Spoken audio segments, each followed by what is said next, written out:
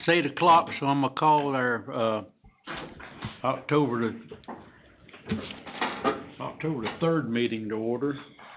The invocation and pledge of allegiance today will be led by Mr. Fred McClure.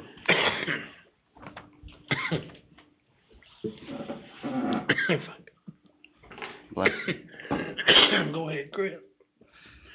Heavenly Father, we thank you, Lord, for today. God, we thank you for the ability to speak and make decisions on behalf of the citizens of Davidson County. We ask you, Lord, to move in a mighty way, to give us wisdom, Lord, that we can make sound decisions for all the citizens, Lord. We pray for each board member, God, that you would protect us, lead us, and guide us. And we do all this in your name, we pray. Amen. Amen. I pledge allegiance to the flag of the United States of America and to the republic for which it stands, one nation, under God, indivisible, with liberty and justice for all. Amen. Again, I welcome everyone here. I don't believe we have any recognitions on the agenda today. If you want to register for a public address, now's the time to sign up, because we're going to do it just in a minute. Next item is adoption of the agenda. Are there any changes to be made to the agenda? If not, can I have a motion and a second to adopt it? So moved. Do you have a second? Second. Okay, if you'll cast your vote.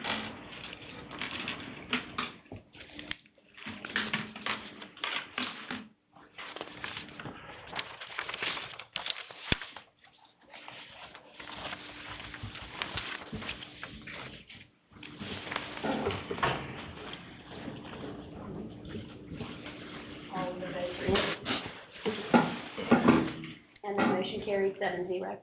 Next item on the agenda is public address. I don't think anybody's signed up for public address, so we'll move on to items of decision.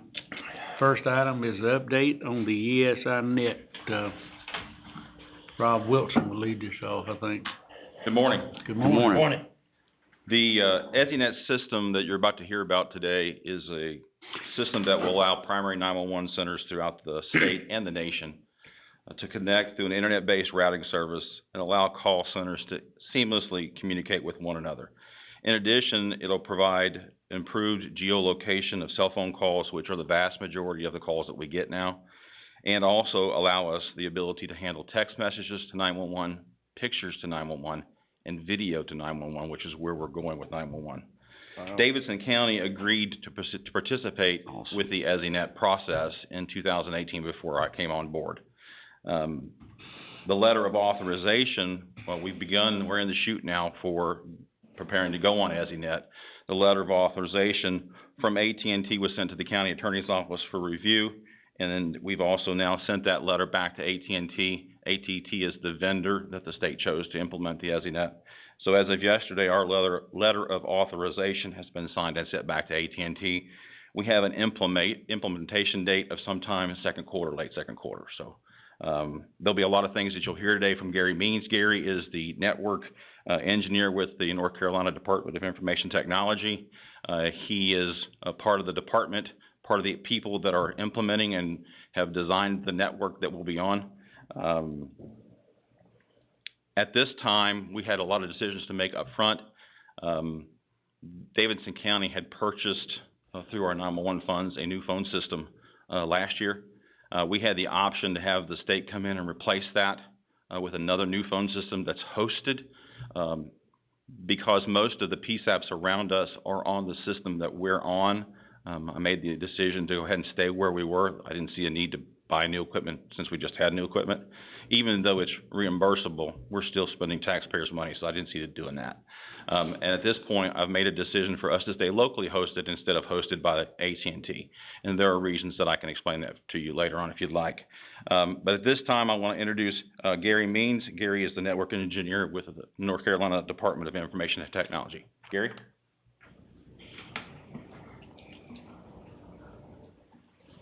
Good morning, ladies and gentlemen. Good morning. It's my pleasure to be here this morning to talk to you.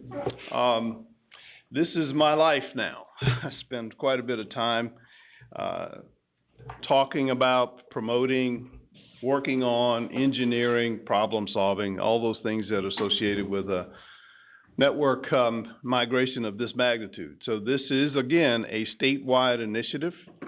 Our move to the next-gen platform was something that the beginnings of that actually started in 2010 with one of our first statewide next-gen plans, and that was refined in 2015.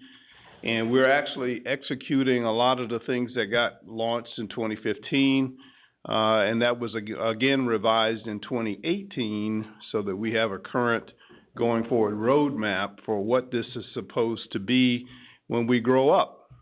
So I'll get started by giving you a little bit of a idea of how we kind of got to where we are.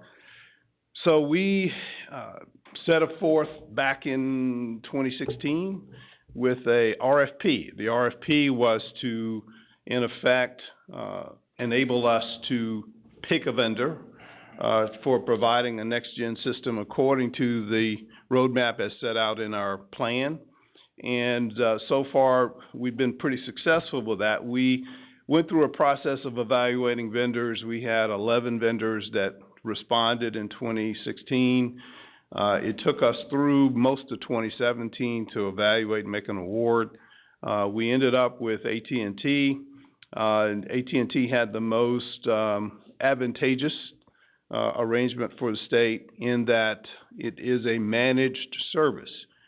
So the state didn't have to expend tens of millions of dollars to invest in hardware and software and all of the accoutrements that go with it. Actually, they are providing it as a managed service, and you might hear the term cloud service used sometimes, but it is a private cloud service just for the state that is not open to the internet. It is purely for public safety. So with that rationale, we were able to get started a lot faster. We actually awarded this contract in August of 2017, and we were actually able to turn up our first site on the contract on the network in November of 2018, so 15 months. If we had had to do that ourselves, we would have probably still be putting equipment in. So now, as I speak, we actually have 19 PSAPs that are actually live on the network, and we're expected to be close to 40 by the end of the year. We will probably, by the time you guys come on next quarter, we'd be somewhere around 55, 60, almost halfway there. We have 127 primary and approved secondary PSAPs in the state. So our goal is to finish this in 2021. So what the managed service allows us to do is to provide this as a service, but the state incurs the direct costs for this. So what your model has been, you would buy equipment, it's a reimbursable expense, but you basically front the money and then we repay you, okay, at some point in time later. In this model, the state pays for everything. So the actual migration, the cost of the equipment, the service, its ongoing support, security, all of that is in the state's contract. So you don't see a direct cost for the EZNet. And the EZNet is the network. And also, if you do a hosted environment, of course, for those PSAPs that have chosen that route, the state covers that cost as well, okay? So we think it's a good thing, and so far, as you can see, we're actually a little bit above 95% now. I think we have 121 out of 127 that we have agreements with, so we're well on the way. You might be able to click on that link if you can, just to show the map. That should be a live link. So we have an ongoing tracking mechanism, as you might say, that shows where we are in terms of deployment. Okay, thank you. So if you blow that up a little bit, you can see that all those in green are those who've basically signed LOAs and ready or in preparation to migrate to the EZNet. All of those in light blue are active projects, meaning that sometime within the next 6 months, they will be live on this new network. All of those in dark blue are already live. So you can see it's all around the state. Regardless of who your carrier is, if you're CenturyLink or AT&T or Frontier or Comporium or any of the others, doesn't really matter. We, in effect, will have our own network. So we move off of the variation in services that we have across the state offered by the different carriers onto a managed service where we have a very consistent level of service. The nice thing about this is a great equalizer. So rural counties get the same service that the metro counties get. It's the same network, same service, same capabilities, same response time. All of that is the same. So for the citizens, doesn't matter where you are, we're going to be able to deliver a consistent 911 service regardless of location. Okay? All right, so if we can go back to that other slide, I'll show you where we are. Okay, so I like to talk about this a little bit. I won't get too far in the weeds, but why are we doing this? So we've really kind of outgrown the ability of the current electronics, the architecture, the software, the equipment that provides 911. We've kind of outgrown it. Its gestation was basically back from the 60s and 70s, and it's been modified over time, but it's still very much tied to individual variations by vendor of what services are available. And as we know, the society is moving more quickly to an IP-based society. Everything that we can do on the web today that wasn't even thought about 20 years ago, that has become an economic engine for the state. And our ability to connect things and make services available is where things are going. And with that, the data that is generated, the information on the analytics of how people are using the services by virtue of our next-gen types of approaches to this enables us to be a lot smarter about how we use our resources and how we provide different services. So what this means in the citizen-centric of tomorrow is that it will be a ubiquitous service across the state. Again, especially using a cell phone. The cell phone is about 80% or more of the 911 calls are generated from that. And cell phones don't have an address. You know, most all of our 911 services have been based on an address. Where are you? But if you're not at an address, it becomes more difficult to know where you are.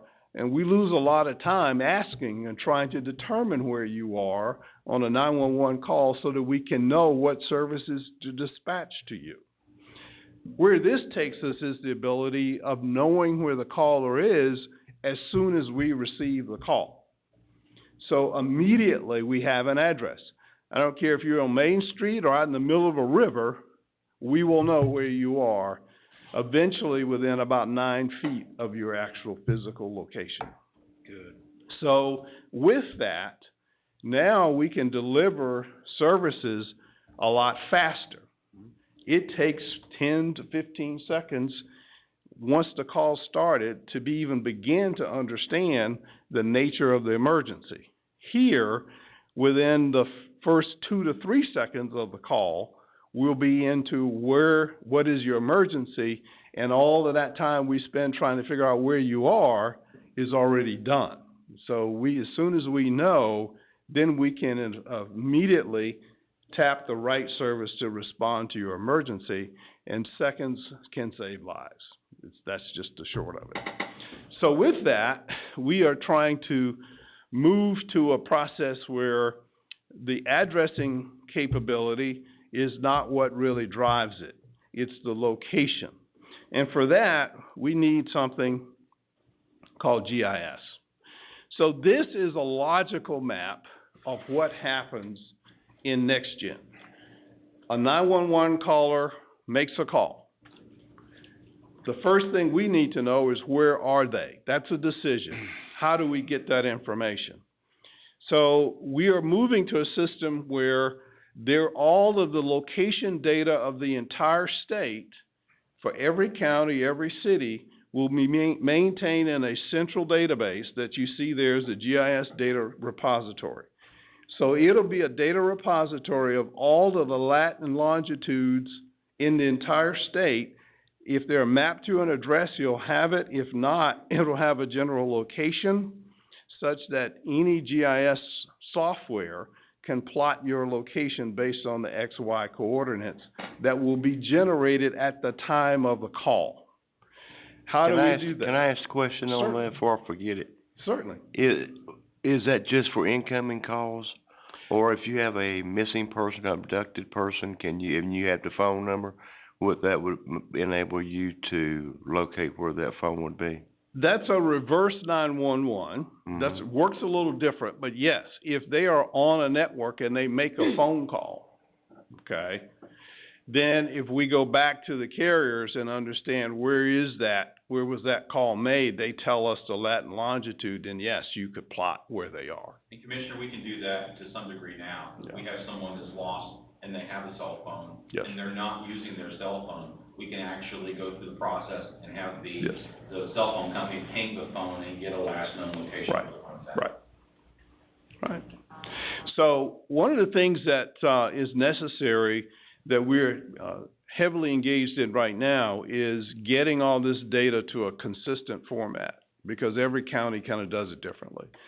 So we've actually hired a company as part 2 of our NextGen. We hired a company called Geocom, which is one of the better ones in the country for mapping this type of data for NextGen. They've done it in several states in conjunction with AT&T. So we're developing as we speak this data set. So we have actually a 2-pronged attack going here, where we're actually doing the conversions to the NextGen infrastructure and we're doing the collection of the data. So your county is engaged in that effort as well. Once we get this information to an accuracy level to meet the federal standards or the industry standards of 98%, that goes into the database. The one thing that buys us is now it stitches together all the data from all the counties in the same format, such that if you have somebody who dials 911 and now on a mobile phone, we will actually be able to get updates of their location, and if they drive across the county line, you'll know it, and we can automatically transfer the call to another 911, but this data stays the same, even if the person is on the same phone call.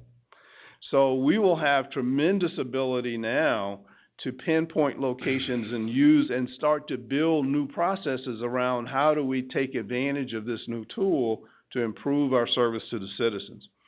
Once the data is actually reconciled, it goes into AT&T, and AT&T will then not use address, what we call Annie Alley, your telephone number, and an actual master street address index.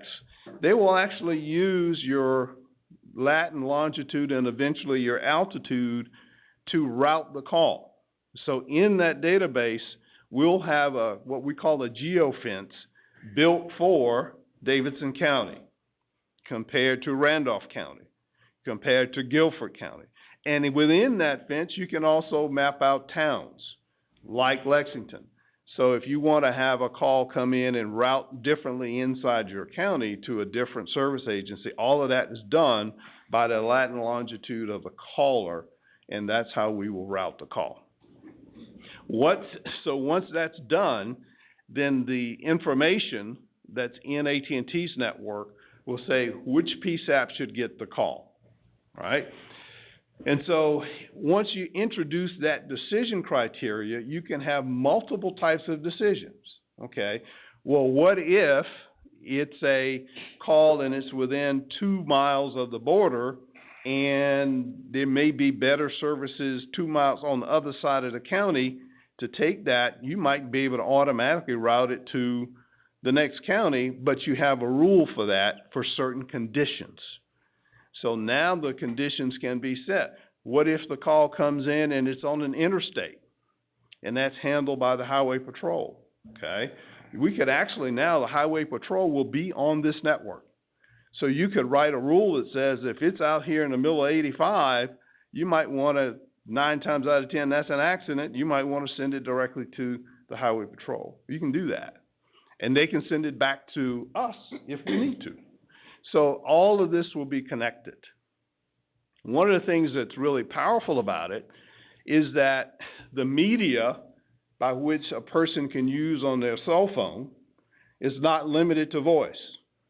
So if I'm kidnapped and in the trunk of a car, maybe I can text where I'm going, and it's a live call, and I can send pictures with my text to show whoever's receiving the call what my environment is, okay? And if I'm moving, even with text, the caller location is being updated real time.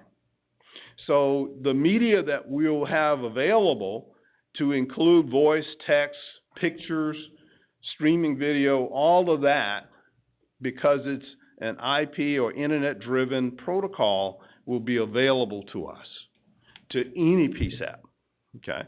So we think these things combined will drastically improve our ability to provide much more succinct and accurate services to our citizens. I have a question. Yes, sir. You keep saying you make the rule. Who is you? Your PSAPs. Okay. That's what I was wondering. And at the first slide, or one of the first slides, you said that you lose the local control.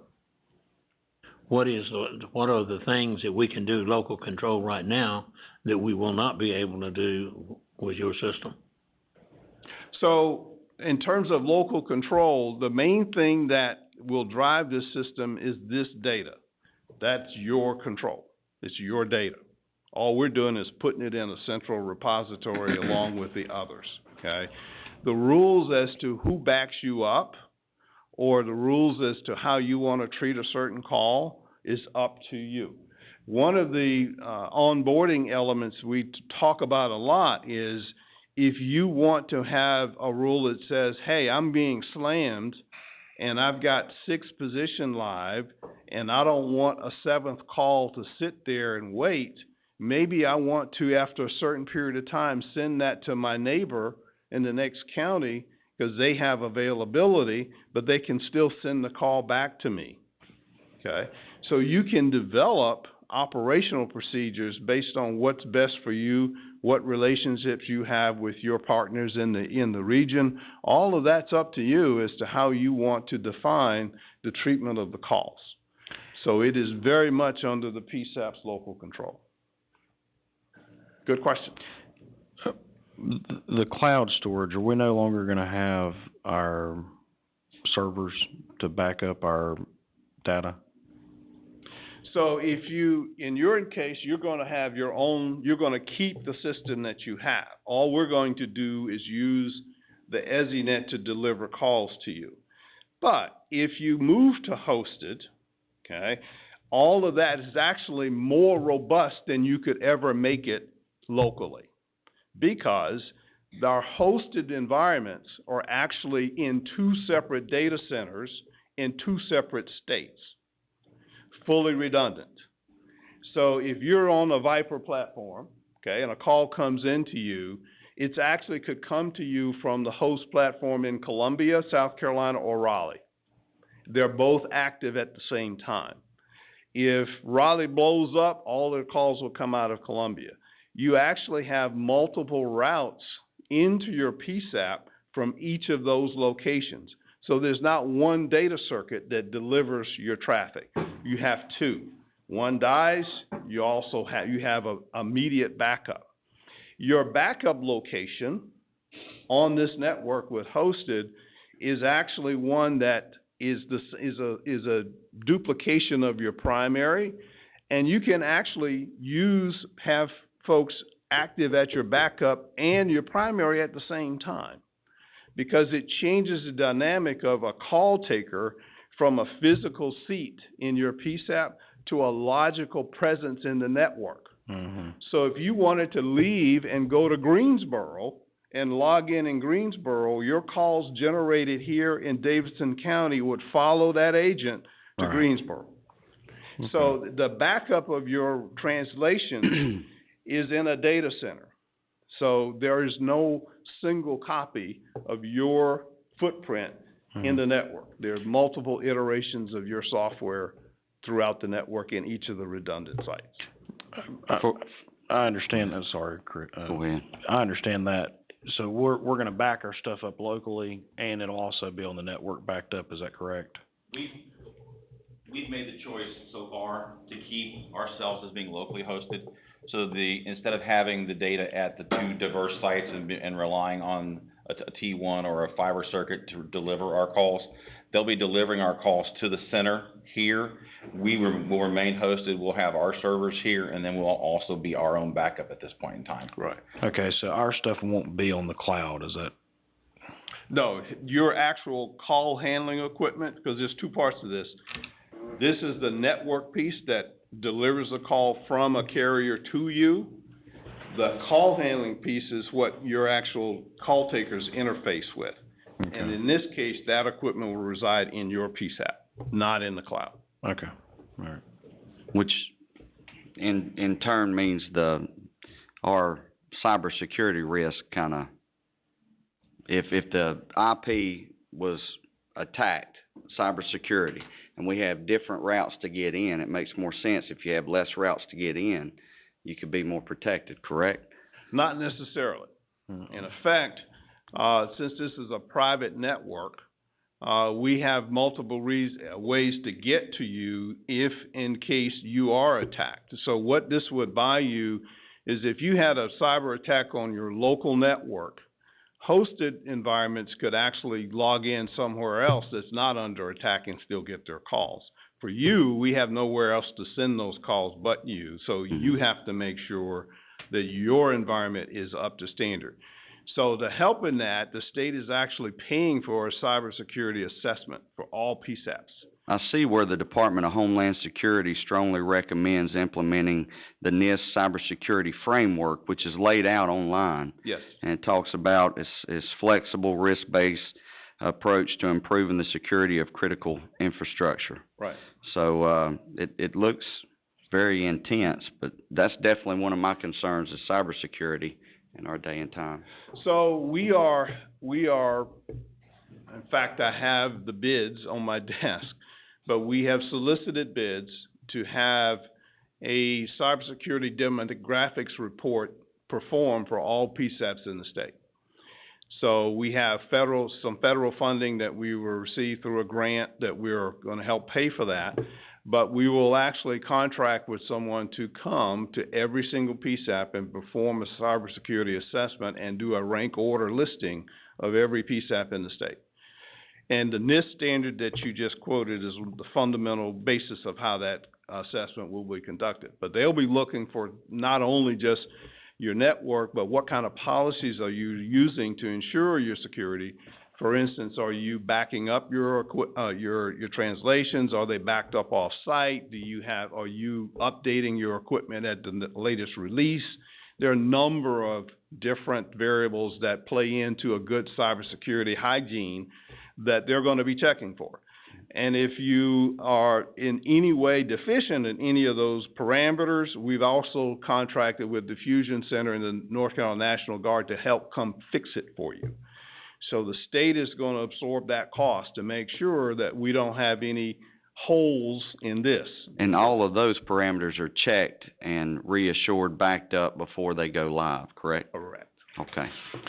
One other question I have, I was gonna wait, but, till you were finished, but you were talking about, GPS tracking on a phone. You used the idea if you were in a trunk moving down the road. With every text or how long can 911 track that location, Is it every time that you text that it pings a new location, it sends them, and that way they know, okay, are they going northbound or southbound on the highway, or are they going east or west on a certain road? And at a certain speed, and that way we can find you. How long is that tracked, or if a phone call is ended, can you still track that phone for a period of time? Well, remember, the phone has to be on the network, and when you're sending a message, the carriers in effect update something they call phase 2, which is once they make the connection, they do a rebid that keeps checking, and it kind of narrows the location from where you are. So as long as you're sending those, then in effect, a voice call or a streaming call obviously is constant. If it's text, it's done each time. So each successive time, when you get that call, it's going to plot to a different location in your map. The thing that's advantageous about this is the IP format that which your call will come into the PSAP says that there's two parts to the call. There's what we call a signaling part, and then there's the actual media part of the call. The media is text or voice. The signaling part has information in it that is pretty rich information, like latitude or longitude. What kind of media are you talking, because they have different kinds of ways of encoding the data. So, well, are you talking, are you texting, are you videoing? All of that is concurrent with the actual media itself. And we put messages in, this called a header. We put messages in the header that our equipment can read and make determinations and relay that information to your CAD system or your dispatching system. All of that can be done. So if the user will stay in a session with the call taker by them responding, then it's just like a live call. So when we tested this, the first time we did one, for instance in Durham, I started a session with a call taker, okay? And I sent her text, she responded. I sent another text, and I waited a couple of minutes, she responded to that. So it was the same session. So it's like they're on the console, then they could have this text session going on at the same time, and as long as that person is having some interchange, okay, and both parties are active, then yes, you can see that information and where they're going. Okay, so it is a live update. So if you're going down the highway saying, hey, there's a drunk driver, instead of every couple minutes having to give a mile marker, they can see your location. Okay. All right. Thank you. Yes. This will be a live update all the time. In a real life scenario, when I was back in Ohio, we had a situation like this where we had a young lady abducted. She was in the bed of a truck under a cover, and an ex-boyfriend had abducted her. In that case, we had to physically rebid the XY coordinates through phase 2. This will be a live update all the time. So there'll be no interaction from us to get those updates. The system will be delivering those updates automatically. Right. Okay. Would that be true of photos as well? It should be It doesn't, yeah. So if you got a fire any department that's surrounding the building, we can pinpoint that building and show what's around, what the entrances are? We can show whatever they're showing us, yes. Okay. As long as you get cell phone service, right? Yeah. That's what I was going, yeah. I got one quick question. I don't want to get too far in the weeds, but maybe a summary. What is the advantage to us staying, or disadvantage for us staying with our system, like you said, keeping it here, the recordings and that kind of thing, compared to the system you have? I'll start first. Okay. My experiences so far have not been as positive in a hosted situation. My gut feeling initially was, because we can always make the change later, to keep control of our information, have them deliver the calls to us on the EZNet, have us remain in control of the server at this point and not be hosted. There have been some situations, as where there were anywhere, where if we lose the connectivity, we lose the ability to receive a call. And with the redundancy being in Virginia and in South Carolina, I understood that. My comfort level at this point was to keep our stuff here and have them deliver the calls instead of coming through Windstream or North State or whoever, delivering it via a piece of copper, for them to go ahead and deliver us the calls on the EZNet, and for at this point in time, just let them deliver us the calls and us to maintain our own backups and maintain our own control over our own servers at this point in time. We can always opt to do something else later on and go hosted with the EZNet, with them hosting it, AT&T hosting it. It's just at this time, my preference was for us to stay in control and have them deliver the calls to us. Right, and you say your experience in the past. Yes, I was at Raleigh when Raleigh went on the EZNet. I found that less positive than others in the organization. I saw problems as the operations manager there that were not widely made known. I believe all of those have been handled. But if I do due diligence to my conscience, at this point, I felt it was better for us to stay on our own equipment and have them deliver the call to us on the EZNet. Like I said, we will always have the option to move to a hosted solution later on. It's just, I kind of wanted to take this in baby steps. All right. So, full disclosure, it's an IP network. Have we had some bumps? Yes, we have. Okay. So, and I'll tell you that we had one just last week, actually, 2 weeks ago, where on our Viper platform, there was a software glitch that when one of the technicians was actually... Disclosure, Viper phone system, not Viper radio. Right. Sorry. So making a change to add Onslow County, okay, when he made that change, it went into a default mode and it modified the call patterns for how we deliver calls from the EZNet to each of the locations, okay? It was rapidly discovered.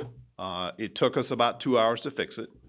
And so we have done an extensive root cause analysis. In fact, at last week's board meeting, senior executives from AT&T, from West Entrado, who actually do the Viper system, were all in attendance, and it was determined that this was a software bug. Software bugs happen.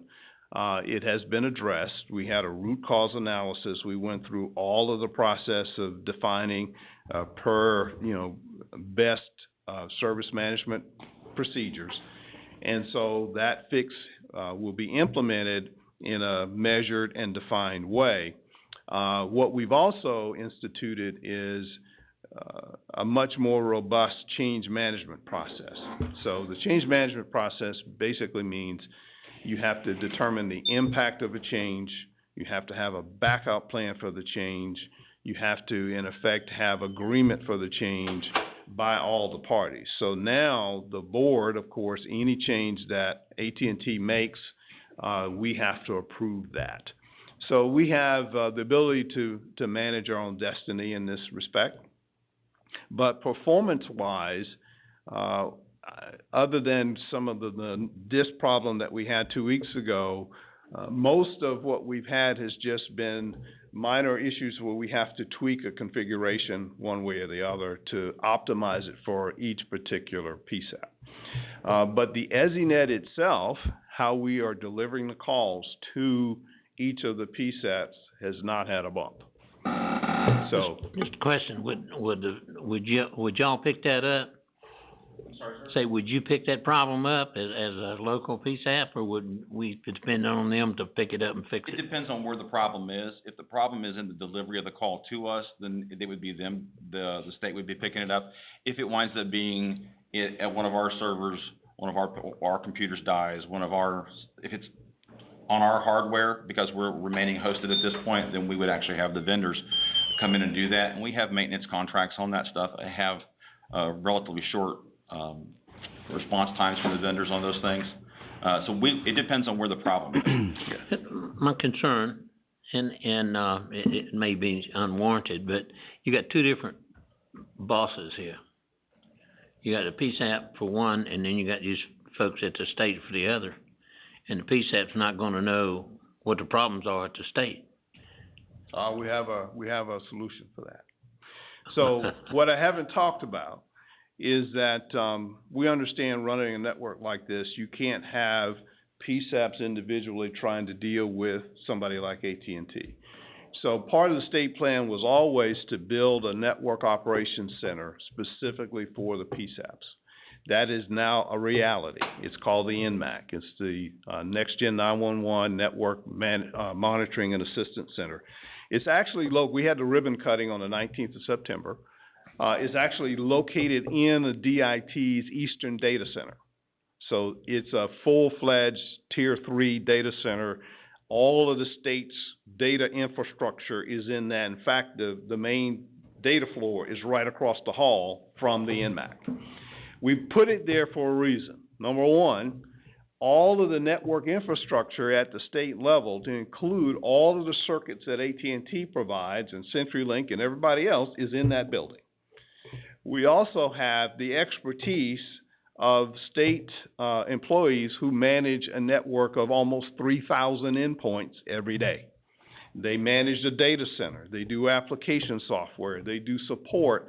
So those are the same folks that our folks basically are in the building with and rub shoulders with, and we have this kind of interaction between state level resources and the NMAC. The NMAC is here for the PSAP. The NMAC is the in-between. So if you have an issue, you put in a ticket with the NMAC, and the NMAC works on your behalf with AT&T. So we at the NMAC will enforce our SLAs on that contract with AT&T, which are robust in terms of our redress. And remember, they don't get paid until it's operational to our satisfaction. That's the benefit. So this is a 7-year, $100 million contract for them. So they are about being pretty serious about responding to whatever, and they've been very, very good to work with, to be honest with you, over the last couple of years that we've been seriously engaged in this effort. So we have leverage and we have support. So any change that is being made, you're getting a notification from the NMAC of what's going on. The NMAC will have all the technical details of any change or modification before it's made, and that's where the approval comes. If you need something modified on your EZNet or hosted solution, the ticket goes to the NMAC, not to AT&T. So we have an interface there at high level, and these are all Tier 2, Tier 3 network engineers who provide this service for you. And we're actually tied into AT&T to monitor all of the traffic on our portion of the network real time. So we actually have the same tools they have looking at the network from end to end. We'll be able to see right down to the router interface at every PSAP to know the quality of the traffic that we're getting across the network. You said you have all of this in one location? Yes. I'm a big believer in Murphy's Law. What happens if a tornado comes through and takes that location out? Well, if it knocks down this data center, the state's in a world of hurt. I think we'll have a lot more problems than just this. The NMAC does not... Oh, we're worried about here. Yeah, but the NMAC does not control the network. It monitors the network. So even if that data center got wiped out, your calls are not coming from that data center. They're coming from AT&T's network. What we would lose is the ability to monitor it, but it doesn't affect your ability to get the calls. That's a completely separate network. So we're monitoring it. So God forbid that would happen. I think, most of the citizens of the state would have a real problem if that did happen. But I think it gives us the best opportunity for success putting it in a facility that's a hardened facility and meets all the standards for that type of data repository. That's not located in the flood zone, is it? No. All right. You said you can transfer calls between, let's say, here in Randolph or here in Forsyth or whatever. If that should happen, whether it's incoming or outgoing, does the local rules follow that call? So If it ends up in Forsyth, do they know that that's station XYZ versus, you know, like Southmont versus Walberg? Those are part of the agreements that the PSAPs enter into with their neighboring PSAPs. Currently, our agreement is with Guilford Metro, but the agreements are for short term, you know, until we get somebody there, that kind of situation. But to answer the question, they're gonna be answering the phone calls more than likely and giving the information back to us for us to dispatch. They would not be dispatching from where they are at this point in time. Okay. Also, we probably should interject this and let you know also, EZNet was optional at one point in time. It is no longer optional. It went House through. Bill 217. Yep. It's Yep. state law. I've got that here, if you'd like to see that. I have it. Look at you. But, so, moving forward with EZNet, we were already, as a county, moving forward to do it. My preference was, you know, I don't mind being on the cusp of new technology, but I also don't want to be on the bleeding edge of new technology. Right. And there have been some things that have just concerned me to the point where I thought having local control over that was better for us at this point in time. But again, House Bill, it was in 217, and I've Yes, got sir. that here. He's got that there if you'd like to see it. There were some other changes for the PSAPs as well that went into that as well as the EZNet changes. But this is something that now we're required by law to do, and we find a way as a county to make it as amenable as possible. I mean, it's a great thing. It's a change, it's moving forward. It's a change in how calls are delivered. It allows us to provide better service to the people of the county and the area. It's all positive thing. It's just my preference was to kind of move cautiously at it. And then again, we found out at the 911 board meeting this past Friday, that it's basically law now. So all the counties will have to do it. All the PSAPs Right. have to do it. And I understand your leniency, or your being worried there. And I also understand Commissioner McClure, because usually, anytime the state comes in and says, "Up, you're gonna do this, and it's gonna be $100 million contract for 7 years," and then once we all get on it, then the state comes back and says, "Oh, by the way, you're gonna help us pay for it." Unfunded. Yeah, unfunded mandates. We don't love those, we hate them. But, so far, I like what I'm hearing, so. Yeah, and the funding is obviously a major issue. So money has been set aside, 10% of the revenues have been set aside for Next Gen for several years now. So we're drawing from that fund to put this in. That's where it comes from. So over time, right now, we're spending probably, I think, $52 to $54 million a year on support of, you know, Next Gen 911 circuits, camera trunks, hardware maintenance, that sort of thing, ongoing. Our projections are, once fully implemented, that number drops from roughly 52 to 55 to around 40 million a year.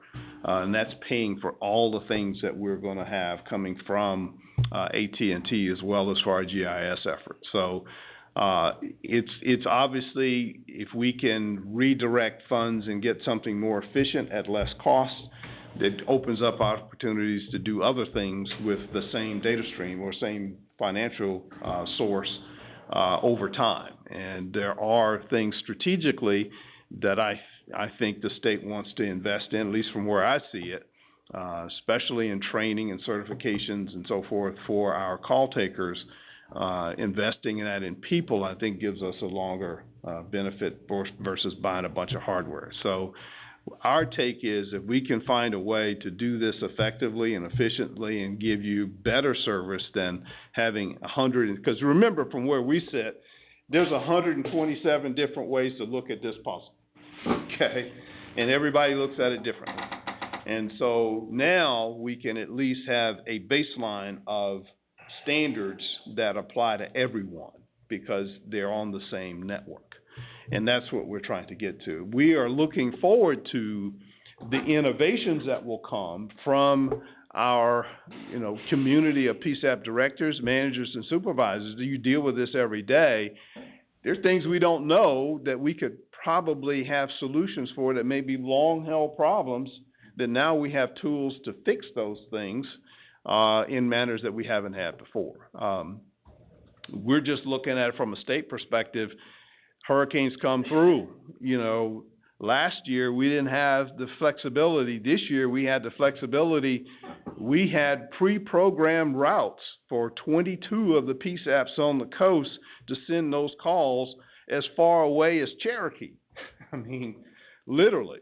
So we can move, the services out of harm's way by leveraging the network. We didn't have that option before, okay? If it wasn't transferred into CenturyLink territory, you had no option. Now it doesn't matter. So if you're in CenturyLink, but you want to send your calls to Durham, and you're in Carteret County, that's fine. That's just software rules. We set that up in minutes. So those are the kinds of things that we are looking to leverage with this that gives us options that we just haven't had before. Any other questions for me? I got one question for Rob. Yes, sir. We're in the process of going with Viper, new equipment. You're training personnel now with the new system. Does this modify any of that, or? It actually, because we bought a new phone system, or the county bought a new phone system, we're using the Vesta platform instead of the Viper platform. So Okay. we're on a Vesta platform, which is just it's Ford versus Chevrolet. Yeah. There's no training for us because we're staying on the same hardware. There'll be a little bit of training involved because they will no longer see certain types of things on the screen. So what they're used to seeing for Annie and Allie will go away. They'll see different types of, the field names will change. But as far as the TC sitting in the seat, they'll take the phone call the same way. They'll ask the same questions. They'll use the same hardware for us. And it'll be, the screen will change a little bit, and there'll be some layout changes. So as far as hardware, there won't be any changes there? Not for us at this point. And again, we had the option to have the state come in and buy us a brand new phone system, put us on Viper, which is the other phone. Or you could do Vesta. You can Yeah. do both, yes. Yeah. We have both available. We're in the process now of making sure, because we're in the chute, as I call it, for going online with EZNet now.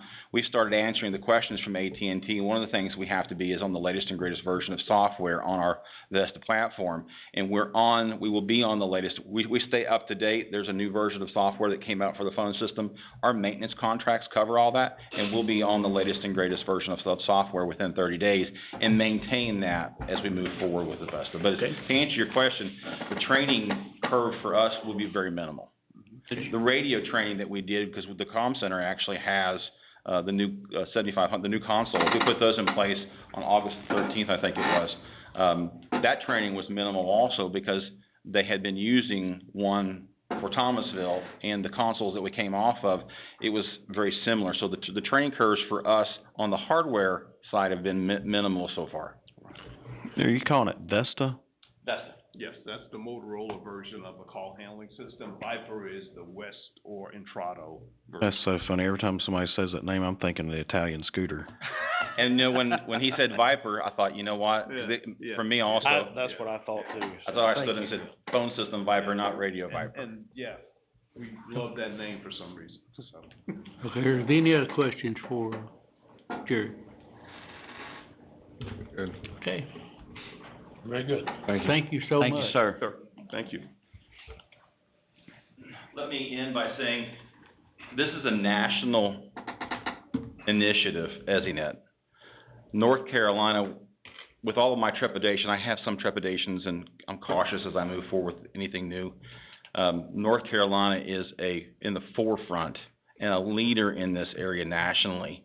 I talked to my director friends back in Ohio, and from the time I was back in Ohio as a director, they've been trying to get an EZNet up and running and trying to get a state governance in place, and they still haven't gotten there yet. They had to go back out to bid for an AT&T type vendor. So we're fortunate to have a board and people in place in North Carolina where they are, and we're way ahead of most places, most states in the country. With that comes pain. You know, anytime you're in the forefront, there's a little bit of pain.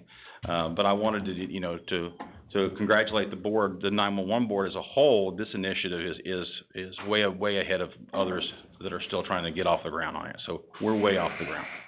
Now, Thank you, you've Board. told us that you'll be up and running with the new system sometime in the fall, so very soon. The moving to EZNet, we're slated for the second quarter of 2020. So we're about June of next year, Okay, so when we go on with the Viper system and all, radio system. the radio system this month, we still won't have the. We won't have this, no, sir. Okay. You know, and lastly, you know, one of the things with 911, as we move forward from basic 911 to enhanced 911 to phase 1, phase 2 911 over the years, now with next gen 911, one of the things that we need to be concerned about is our telecommunicators, because they will be receiving video of things they only heard on the phone. So when we have people that are doing themselves harm or hurting other people, you know, the graphic part of scene that our first responders get to, that now gets extended to our telecommunicators once we go live with this. So that's something for us to be concerned about. Also become public record, doesn't it? Yep, yes, sir. Public records and storage, you know, we'll be working very closely with Joel, making sure we have ways to store all that information. One last question for me, and I'm sorry, Mr. Chairman, is that okay? Go ahead. Would it help, the 911 center and your dispatchers if we had, I know we have GPS already on the, ambulances. Would it help if our, law enforcement had it as well to route calls and dispatch? Helpful, probably in the long run. There is a very hefty price tag to do GPS on, like, for example, a radio or a person. Now, you can never put a cost on somebody's safety, but we did GPS on the ambulances. I say squads, and I get in trouble all the time because I'm from the north. I'm sorry. We did GPS on the ambulances at Raleigh Wake, and we were able to see them move around the screen. We were able to reallocate the resources where they were. That tool would be useful. I think right now, with all of the changes that are going on, it's something that we could do as a secondary change later on instead of right now or in a relatively new or recent situation. But yes, I think it would be effective eventually. Yeah, that's what I was thinking. Okay. All right, thank Got you. one other question, Mr. Chairman, hang on. Are we communicating any now on the Viper system? They are, all the towers are up, all the equipment's in, all the antennas are on, all the wiring's done. We're not doing any, other than Denton, who was already on the system, Lexington, who was already on the system. The fire departments aren't on the system yet. They're having radios programmed. We have 401 portables and mobiles up at MCA in Winston-Salem that are about ready to be programmed. The nuts and bolts of it is, no, there's not really, other than what was already going on, we've not added anybody to the system yet. The system should be, the hard date they gave us was November 12th, so they'll start November 12th and 13th. There's some work that needs to be done at the Lexington site because the Lexington is the prime site of the Davidson cell. So there's some work that needs to be done there that they'll begin on the 12th. So by the 13th or 14th, the system will be up. Our Davidson, I call it the Davidson cell, the simulcast system will be up and running, hopefully fully by the 14th. And we'll begin to migrate people over and begin to dispatch and use for the sheriff's office and EMS and so on. So, but you are communicating with, Denton and Lexington already That predated me, yes, sir. on the Viper Yes, sir. system? Okay. Yes, sir. The system now is not built out to capacity, so we've been trying to, if we set the user's expectation to, hey, grab a new radio and go out on the system, and the system capacity has not been brought up to speed yet, Right. then their expectation is not met. They get bonks and busy signals, and they're like, this thing doesn't work, why do you spend all this money? And there's a whole lot of pushback. So I've really tried to manage their expectation and say, listen, this thing's not built out yet. It won't be built out until now November 12th. But when that happens, we will have a fully built out 10-channel simulcast system. Commissioner Yates, on the day that Marty has to bring the system down and light it back up for the new towers, we've also been in contact with all the jurisdictions about that day so that they kind of understand what's going on. It has to happen to kind of get them, I call it light up like a Christmas tree. So when they bring Lexington down, they'll have the other 4 sites around us up, and the other 4 sites will backfill into Lexington. We've been in contact with both Lexington Police and Fire. They're aware of what we're doing, when it's going to happen. I just talked to the Chief Jarrett yesterday to make sure he was up to speed as well. So, but they'll bring the other 4 sites up while they bring the center site down. So we'll have backfill coverage. It may not be exactly what it's going to be when they bring it all back up again, but we'll be all right. We have coverage, yeah. Yeah. Okay. And then I do have one more question too. Yes, sir. When we talk about 911, on our, we pay for 911 now on our telephone bills, for our carriers. Does that change at all since when we go to this system? I haven't been, So, I can speak to that, so the current rate is 65 cents per line per month. Our projections show that we should It's be gonna be fine very with expensive, though, that trying to put it on a couple for hundred. the future. Most everybody knows where they're going around. That's right, Based yeah. on the adoption curve or how quickly we can Would be my get folks guess, migrated. If we hold to our target date is to have the whole state migrated by July of 2021, if we make that schedule, then the numbers all add up, and we shouldn't have to see Somebody else any changes uses it, in see how, 65 cents. you know what I mean? In That's what fact, you the do. opportunity is for it to go down, once we do, because we'll have a lower cost in terms of supporting the infrastructure for next gen versus the traditions, so. But we don't see at this point any change in that 65. Okay, thank you, Mr. Moore. thank you, Board. Sure. Thank you. Next item on the agenda is, discussion of the upcoming vacancy in the Denton ETJ, Zeb. Yes, sir. As you see, we have, Mr. Dewey Snyder, who serves on the Denton Town Planning Board, is stepping down. His term expires in December. He is the county's ETJ member on that board.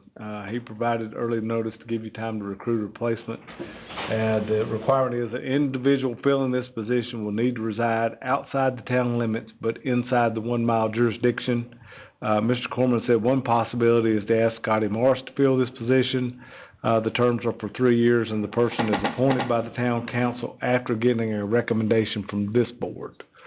So I guess our request is, we would like for you guys to maybe look to recruit somebody for that position, if you have somebody in mind. Does anybody have any suggestions or no? I'm sure I could locate somebody. That's right around my area there where I'm living. Anybody check with Mayor Ward The mayor, to see if he's got any recommendation? I mean, I'm sure nobody has it. I don't You think, said 1 mile outside of the city limits, right? So, And I guess, I know they mentioned Scotty Morris, but I know Scotty's running for town council. Would that kick him out of being able to be on the planning board Mhm. versus being a councilman too? Or yeah, a that's the commissioner. point. That's what I was thinking myself, Yeah. so. So, I So mean, I'm sure that- we've got some time. I mean, his term don't expire till November, so, but we wanted to bring it to your attention so y'all could. Would they need to fill out an application on the So one of website? our applications out, and then we could send it down to Angel and, their manager for Right. their, I think it Could do would it that probably way. be considered by y'all, and then the recommendation sent down to them. Okay. The whole idea of this, having somebody on the ETJ that's outside the cities to look after the county interests. Right, So you probably don't wanna get somebody who is primarily has city interests at heart. right. That's kind of my thinking. and maybe Guy Cornman might have some suggestions also. So we got to November, we got to next month. Well, we got till the end of December, so we got some time. Okay. Okay, is I'm that, thinking of 2 or 3 that would make good Mhm. candidates right now, just off the top of my head. If they're willing to serve, you know, I mean, that's the problem. Motion to go in closed session, Mr. Chairman. I've got a motion to go in closed Second. session, and got a second, all in favor say aye. Aye. We in closed session.